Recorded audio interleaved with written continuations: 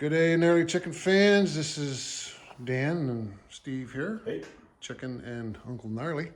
In the shop today, working on a couple Huskies. So we've got a 22 250 TE TPI. And we have a 2020 150 TPI. This is actually Chicken's old bike.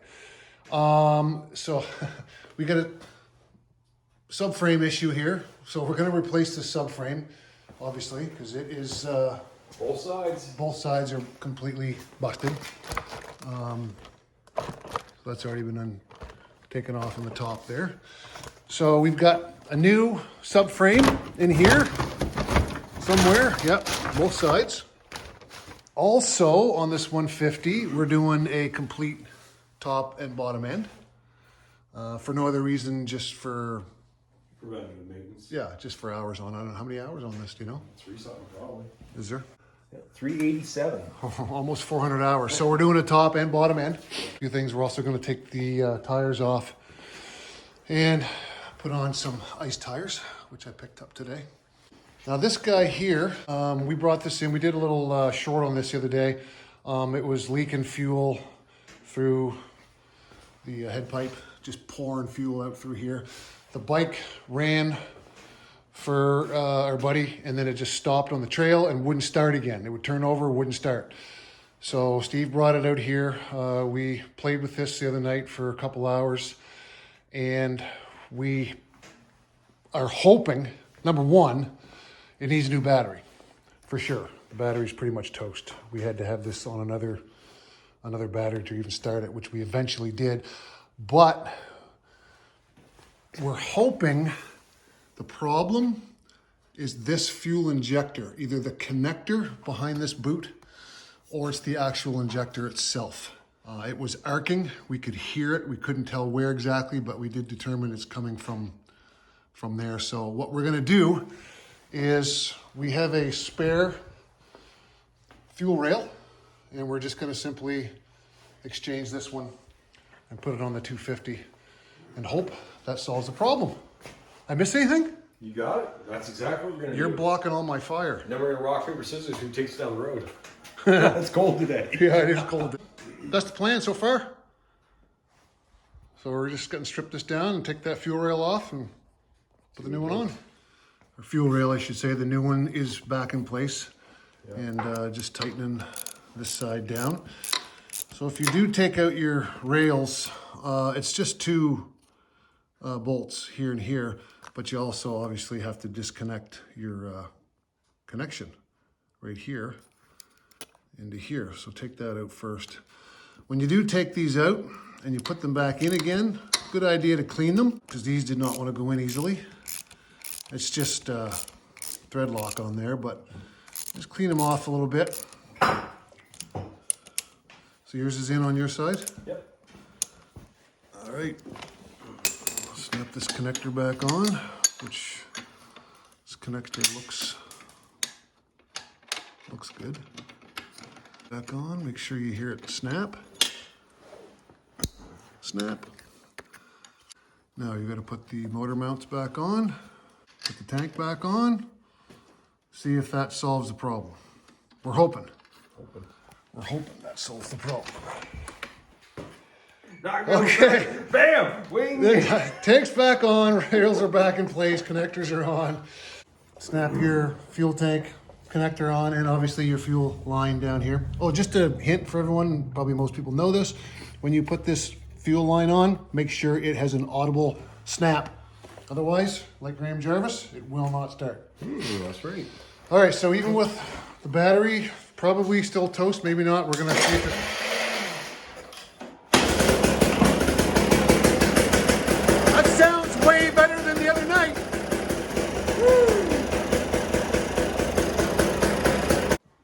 That started actually the first kick. He started the first kick. I'm like, stop, we haven't got the film rolling. But yeah, we did start it with the kickstart just prior to this video portion here on the first kick.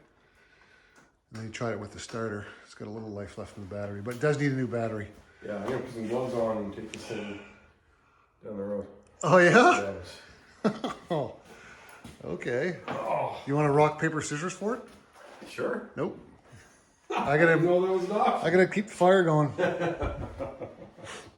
Well, hopefully that's it. Well, wouldn't that be a nice... That'd be nice. So like I said, when we had this out the other night, it just wouldn't start. It would roll over. And there's no sign on the injector. There's no damage. Yeah. So this is the ejector rail we took off, fuel rail. This was the one over here that we heard an audible arcing. We couldn't trace anything in the wiring to that connector. And we certainly didn't want to take the whole wiring harness apart. Better off just to order a new one. So we were hoping, Steve was doing some thinking today, and he was hoping that it might be, what's inside these injectors electronically? Well, basically, you've just got your signal, right? It's energizing and it's signaling to pulse, and it's got to be shorted internally. So, Okay, an intermittent short inside of the connection, but yep. it could be inside of the connection on the wire harness too. We will find out. Well, hopefully, yeah, he's gonna take it for a rip. That's got studded tires on it, so gonna take it on the trail back here and see how it works. It took a whole bottle of coolant.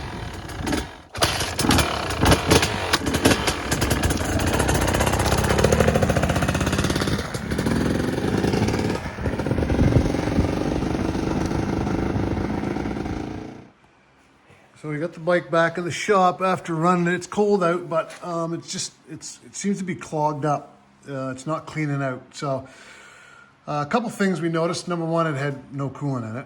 We put a whole bottle of coolant in. So, and the reason why is because, of course, it's pinched right here.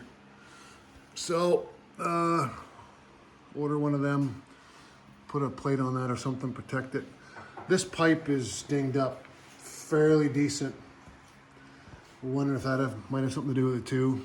And the lower throttle body clamp was quite loose, which hopefully is explaining why there's so much oil residue on top of the throttle body. The oil tank's not leaking, which is rare. Yeah, and underneath it's just saturated. So that screw was quite loose. So right side throttle injector. We're gonna tape this up because this was loose and heated up against the pipe a wee bit. What else? A couple spark plugs, coolant, new coolant line, and a right side fuel injector. Mm-hmm. And possibly a new pipe, which we have if he wants it. On to his 150. Yes. All right. So we've successfully put two bikes back together. This one needs some parts. And the 150, we've got the subframe back on. It wasn't a huge job. It was a little, Exhaust. yeah, exhaust was, everything's, well, anyway. There's some bent stuff, but we got it all back together. New subframe, brakes back on. Some slight issues still going on, but Probably got some shock bearings, starters. Yeah, I guess there's a story behind that, but yeah. it did kick over Yeah. and started right up. So we're good. Good job, buddy. All for now, man.